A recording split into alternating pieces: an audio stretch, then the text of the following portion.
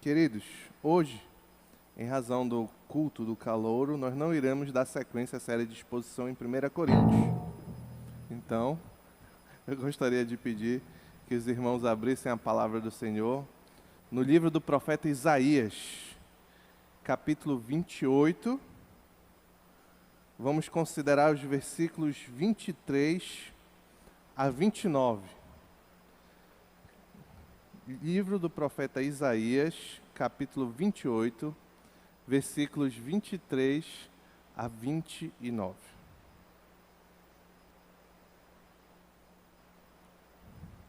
Vamos lá. Às vezes, crenças populares são muito interessantes. Não pelo conteúdo dessas, certamente, mas principalmente pela nossa capacidade injustificável de crer nelas. Vou exemplificar duas crenças regionais. Uma, aqui só talvez os mais novos não saibam, mas uma, comer manga com leite faz mal.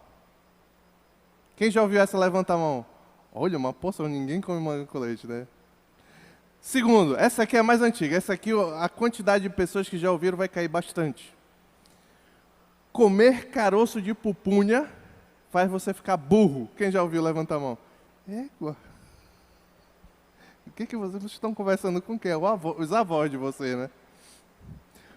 Hoje, nós sabemos que essas coisas são pura tolice, sem qualquer fundamento. Porém, nem sempre foi assim. No que tange a crença da manga, havia uma senhora que trabalhou décadas na casa da minha avó.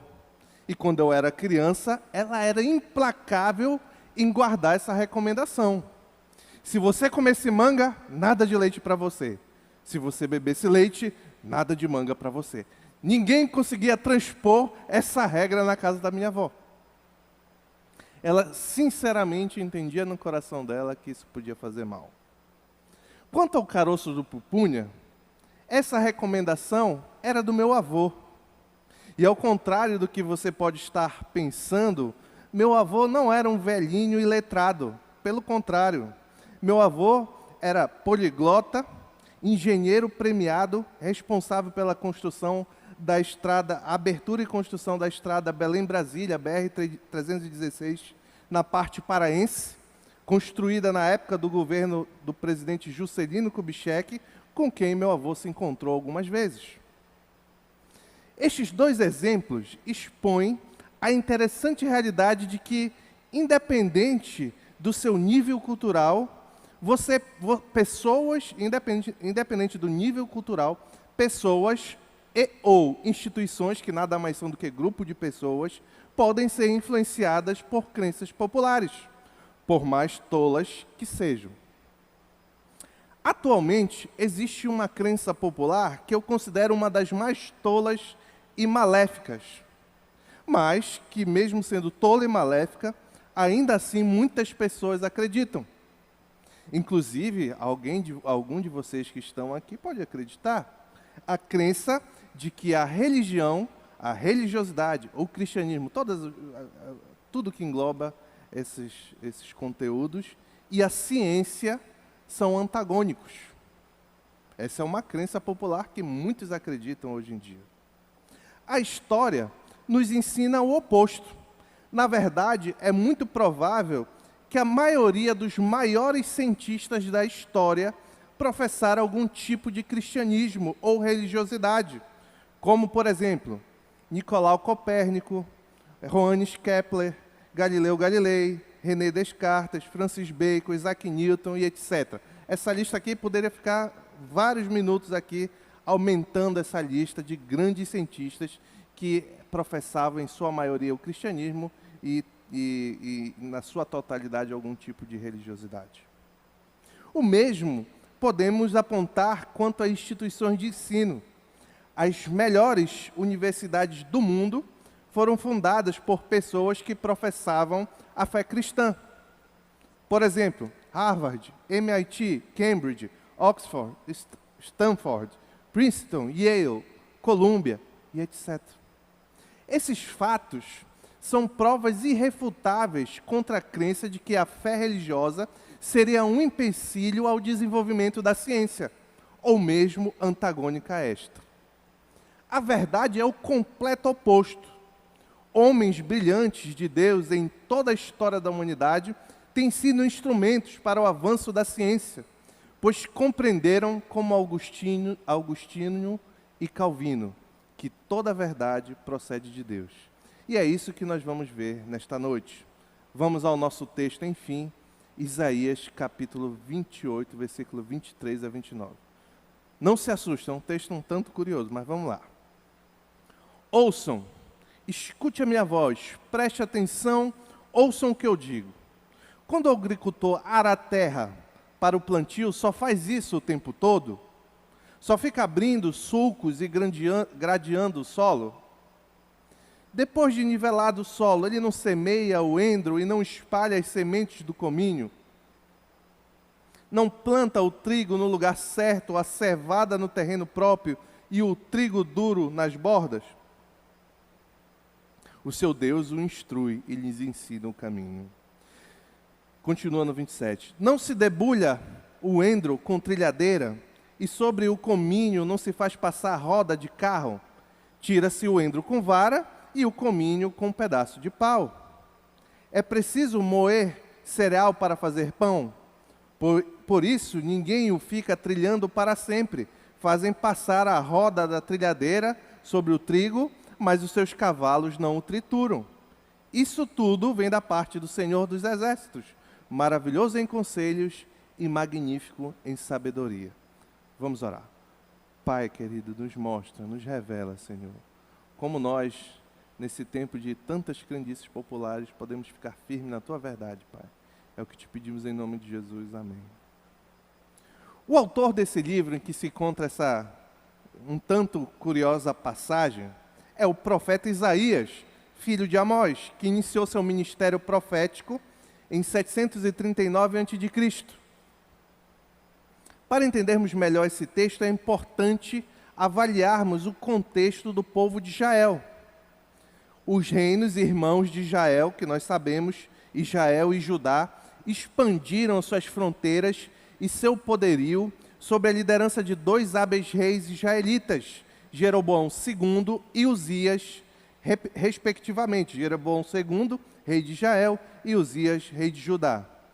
Seus longos reinados constituíram uma idade áurea de prosperidade e paz material para os dois reinos, mas também uma era sombria de prostituição espiritual e insensibilidade social.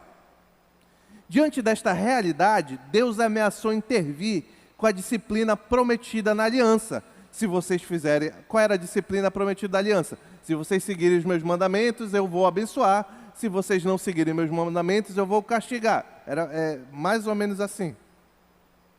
Mas esses dois reinos continuaram a se degenerar, sendo o reino do norte rapidamente e o reino do sul com alguma flutuação. Melhorava um pouquinho, aí piorava. Aí piorava e melhorava um pouquinho. Depois da morte dos dois reis citados, o reino do norte, começou no reino do norte a dinastia de Jeú, que foi eliminada por meio de assassinatos políticos. E Israel, então, apressadamente caiu no caos da degeneração nacional. No reino do sul, no entanto, Judá, Uzias, o rei Uzias, tentou impedir a ascensão da Síria, mas foi derrotado por volta do ano de 740. Este contexto explica a desoladora condição de Judá descrita em Isaías capítulo 1. E sugere que o ministério de Isaías, o profeta que escreveu a parte que nós estamos considerando, começou próximo à morte desse rei, do rei Uzias.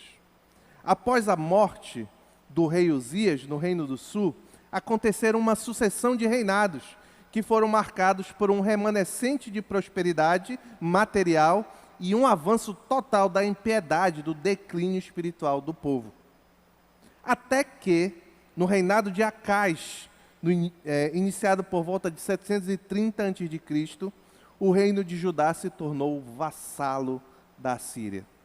com o intuito de não ser destruído pela mesma. A Síria tinha crescido muito em poder, com o intuito de não ser destruído. Judá se tornou um povo inferior sobre o domínio da Síria.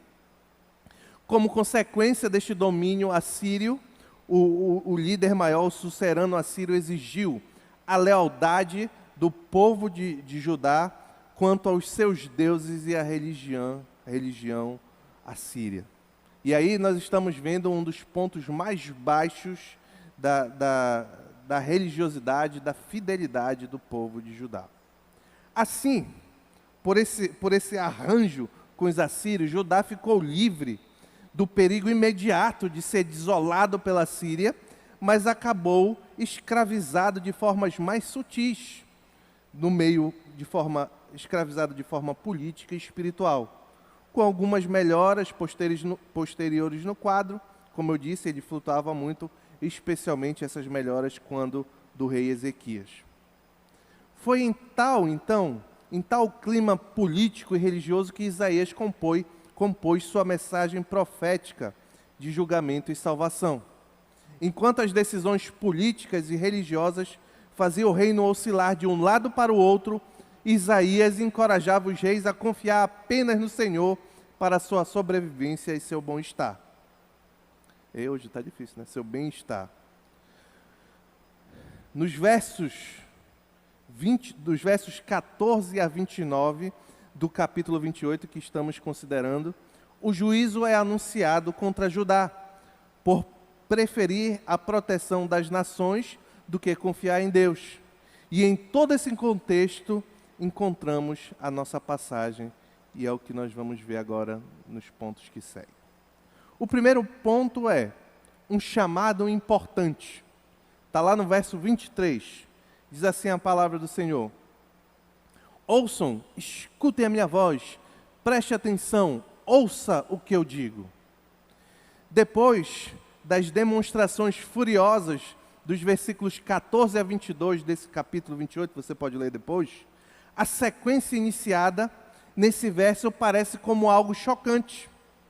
Aqui, o profeta Isaías, inspirado pelo Espírito Santo de Deus, sem explicar exatamente seu objetivo, fala em termos amplos, questionando um camponês sobre certos princípios e procedimentos de que uma lavra, de que uma plantação deve seguir. Parece aqui que a intenção divina é mostrar que o que os líderes estão propondo é tão estúpido, os líderes, os reis que fizeram aliança com a Síria, etc., é tão estúpido o que eles propõem quanto um lavrador que ara o ano todo e tenta trilhar as sementes de cominho minúsculo com um carro de boi. Especificamente no verso 23, que é o que estamos considerando nesse ponto, uma das coisas mais intrigantes é a ênfase com que o profeta chama a atenção para o que vai dizer. Em um pequeno versículo temos 4 chamadas: ouçam, escutem a minha voz, preste atenção e ouçam o que eu digo.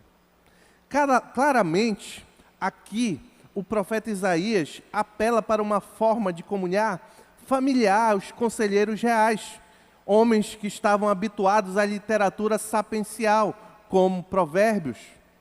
Logo, seus destinatários, diante de tão enfática chamada, saberiam que essa expressão antecede um grave alerta que vem em seguida. Então vamos ter isso em mente. Esse verso 23 é um distintivo que o profeta coloca aí no nosso texto para dizer que o que vem em seguida é muito importante. Olha, poucos textos têm tanta ênfase no chamado. Ouçam, escutem, prestem atenção, ouçam. De cara, podemos aprender um princípio importante aqui, que em meio a todas as complexidades da vida, políticas, religiosas e etc., materiais inclusive, Deus sempre conduz seu povo. Aqui, Deus fala por intermédio do profeta Isaías, chamando a atenção do povo, porque Ele vai orientá-lo. Em meio a esse caos social, político e religioso, Deus tem uma palavra para o seu povo. Ordinariamente, nós sabemos que hoje nós temos acesso a essa palavra de forma maravilhosa, que é a Bíblia Sagrada.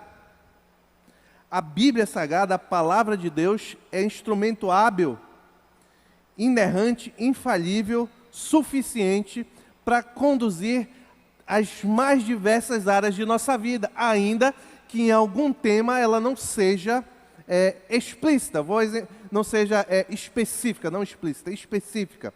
Eu vou ilustrar. Por exemplo, vocês devem estar acompanhando, eu espero que ninguém tenha isso aqui, mas vocês devem estar acompanhando aí na internet e tal, que o governo está trabalhando para acabar com a pirataria da TV Box, certo? TV Box é uma caixinha lá que você compra e que você pirateia tudo e você acha o máximo, porque você tem tudo lá, mas isso é ilegal.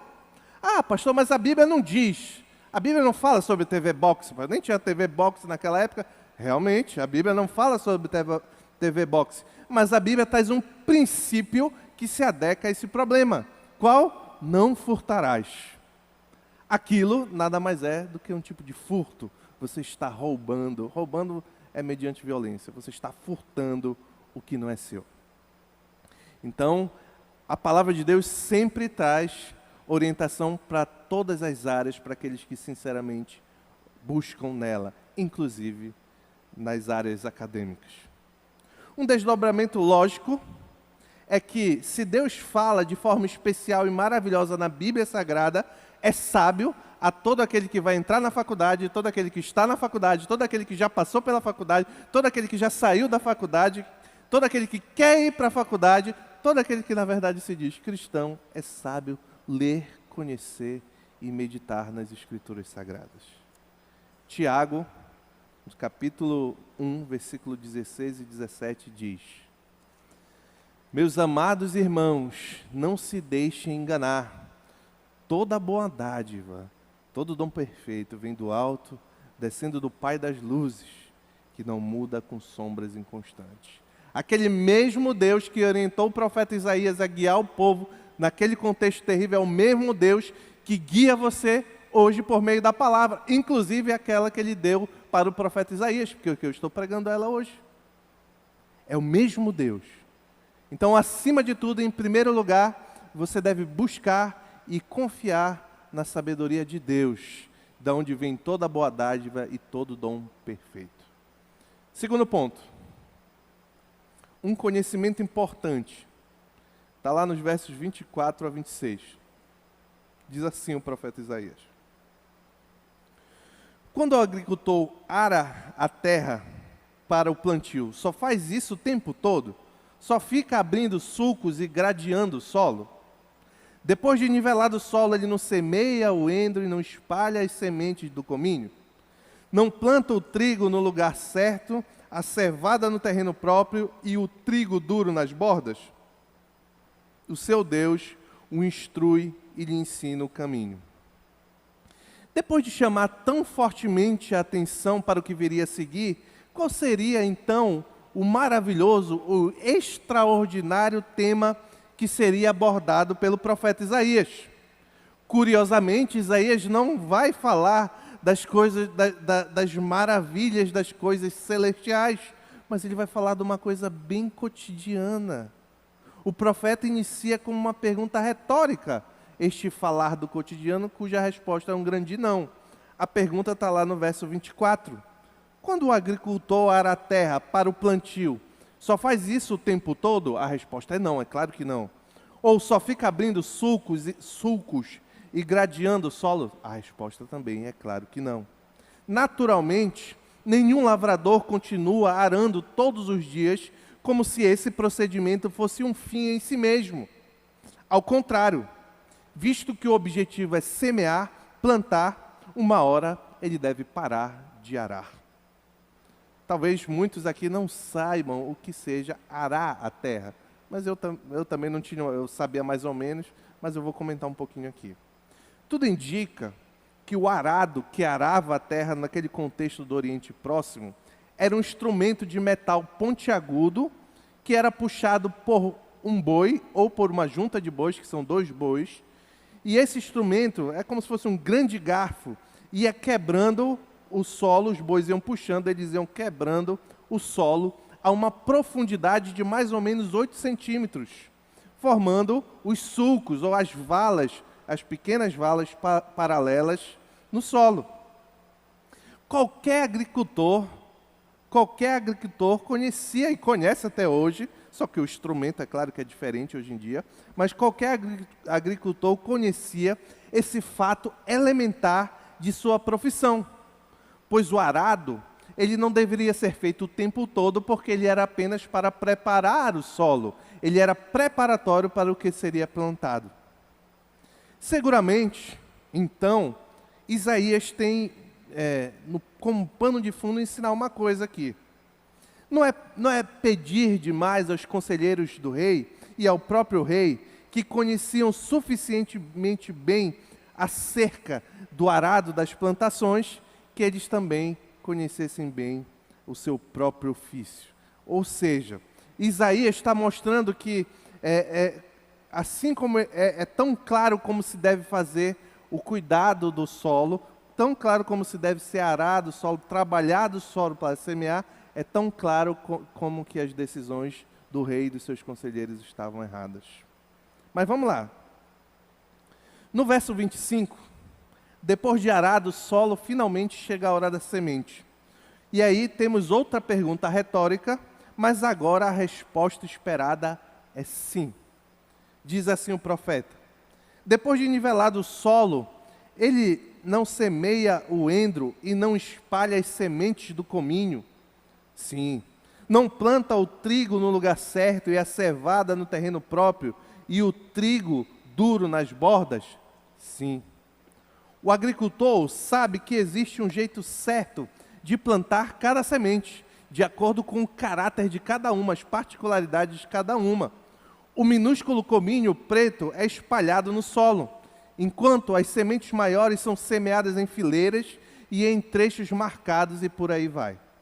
Isaías sabia que naquele contexto agrícola, ninguém discordaria de suas observações quanto ao plantio. Mas na sequência do verso, no verso 26, Isaías começa a desvendar a sua real intenção. Ele diz: o seu Deus o instrui e lhe ensina o caminho. O que o profeta está tentando dizer? Qual é esse caminho que o profeta está querendo instruir, que vem de Deus, ele está querendo instruir o povo?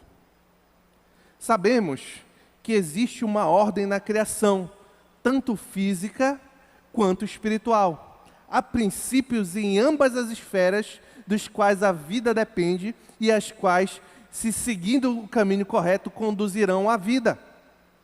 E eu posso dar 2 exemplos. Uma planta sem água, que não é regada e conduzida no caminho certo, morre. Uma pessoa sem o Espírito Santo, sem a água do Espírito Santo, como Jesus Cristo fala em João, está morta. Existe sabedoria em ambas as áreas, física, material e espiritual. Isaías quer destacar aqui que Deus exigiu que seu povo vivesse de acordo com as orientações espirituais de obediência e adoração. Mas o povo de Judá estava constantemente e progressivamente se afundando em pecado. No entanto, apesar disso, no que tange aos princípios físicos, o povo seguia o caminho, conforme nós acabamos de aprender no verso 26, o povo seguia o caminho ensinado por Deus quanto às práticas agrícolas, isso mesmo. O que o profeta Isaías está dizendo é que esse conhecimento que qualquer agricultor naquela época tinha e que hoje tem, foi instruído e ensinado pelo Senhor. Algumas lições para mim e para você. Primeiro, Deus não é Deus apenas de questões espirituais. Cuidado com a falsa dicotomia entre ciência e religião. Deus é Deus de todo o conhecimento. Não podemos ignorar que existem instruções de Deus quanto ao mundo material. E isso desde a criação, o que nós chamamos de mandato cultural. Se você abrir a sua palavra em Gênesis capítulo 1, versículo 27 e 28, você vai ver que desde a criação do homem, Deus o criou com orientações também na área do mundo material. Gênesis capítulo 1, versículo 27.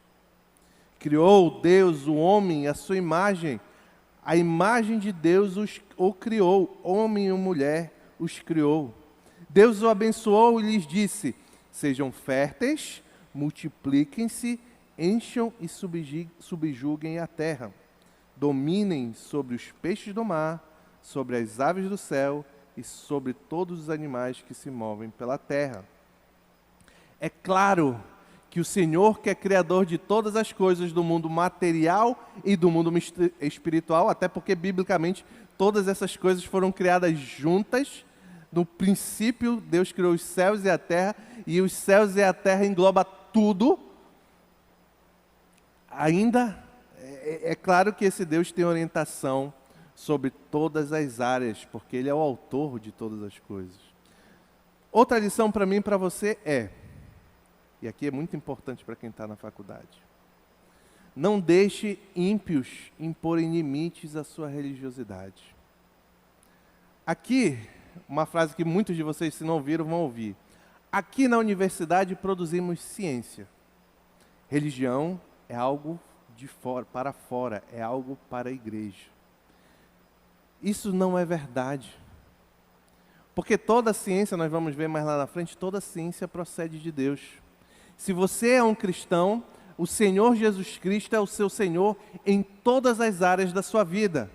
Você não pode achar que você é um cristão dedicado a Cristo no final de semana quando você está na igreja. Se você é de Cristo, ou você é todo de Cristo, ou você não é de Cristo. Ou você vai exercer a vida acadêmica como alguém que foi resgatado do mundo do pecado e agora segue no caminho instruído do Senhor, ou você vai ver a sua vida acadêmica como quem crê nessas crendices populares de que há divisão entre o material, entre o mundo científico, acadêmico, material e o mundo espiritual.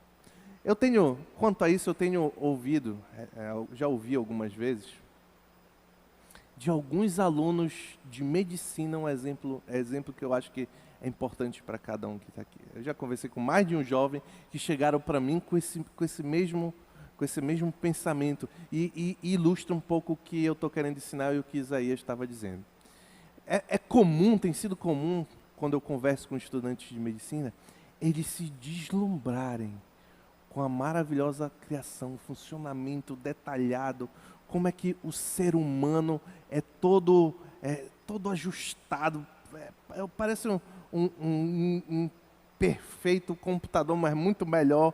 Então, essas particularidades, como cada órgão tem um funcionamento interligado com os outros, e tudo funciona para que o ser humano possa existir.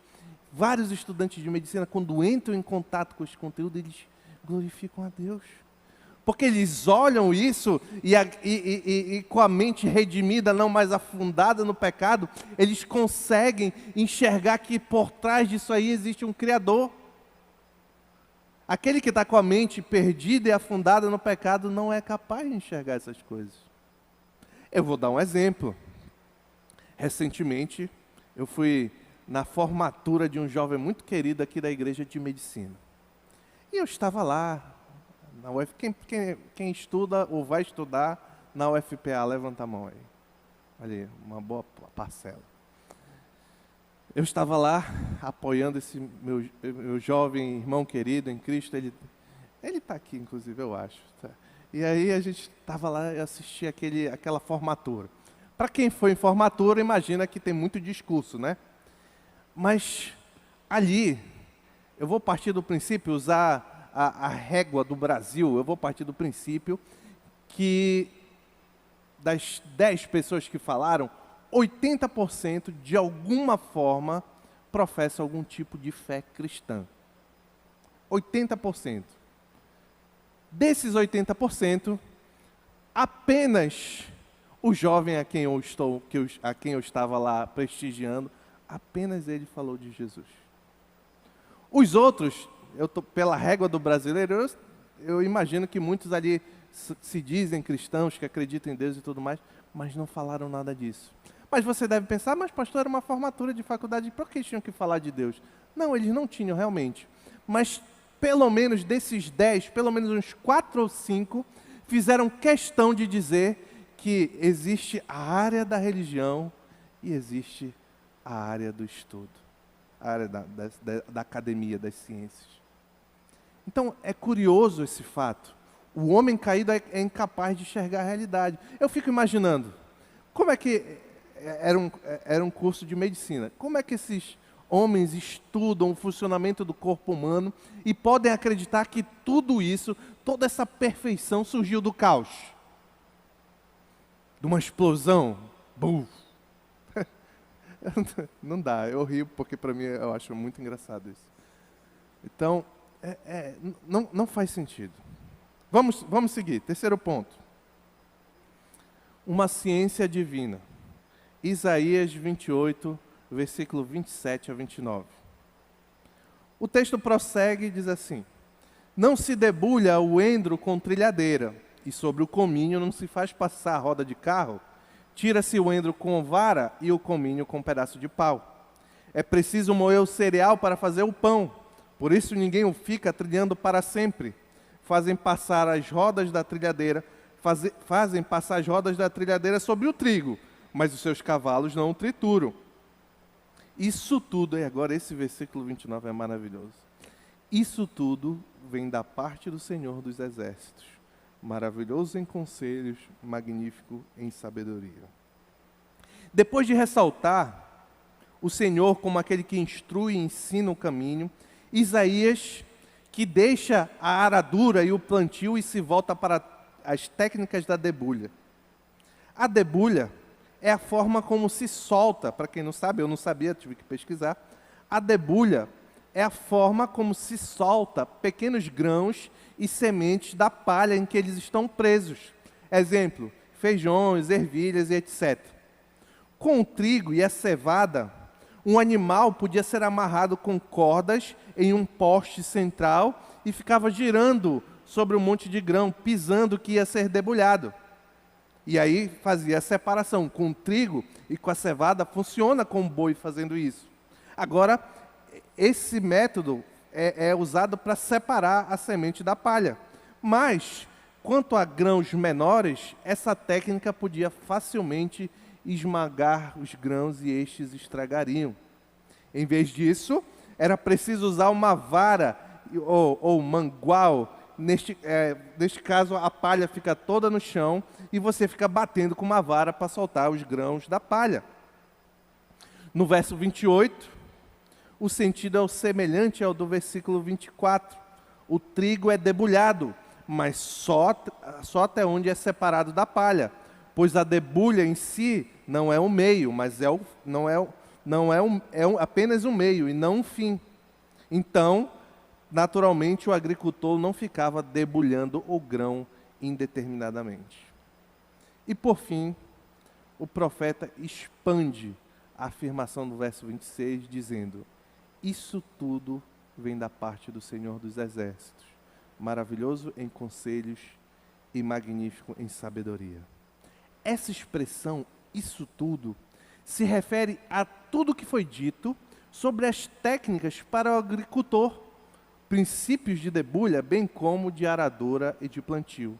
E olha que interessante, todo esse conhecimento prático, material e científico, importantíssimo naquele contexto, um contexto agrícola, em que era a maior riqueza de todas as nações, era a plantação e o cuidado com animais, e naquele contexto, toda essa ciência necessária para a condução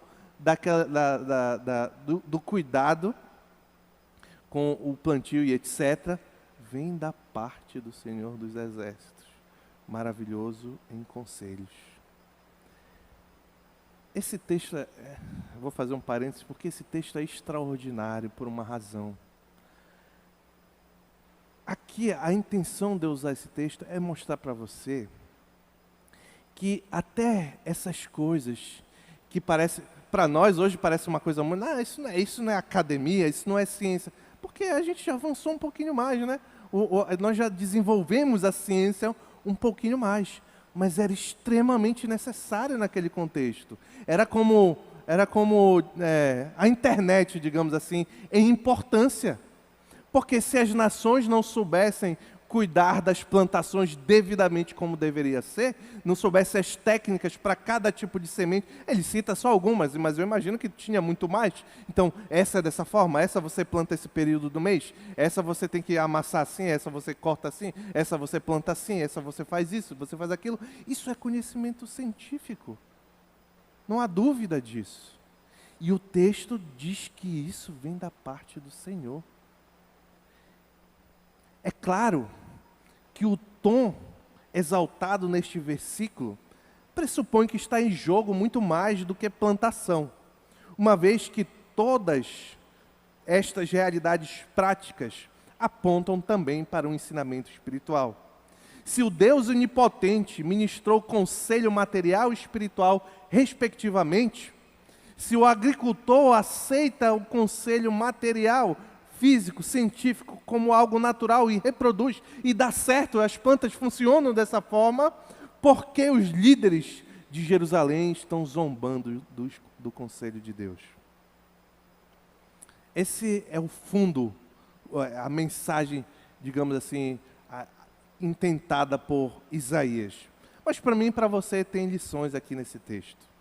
Primeiro, em nosso contexto atual, entre os cristãos, não temos muita dificuldade em reconhecer, isso entre os cristãos, em reconhecer a necessidade de seguirmos o conselho de Deus quanto a questões espirituais.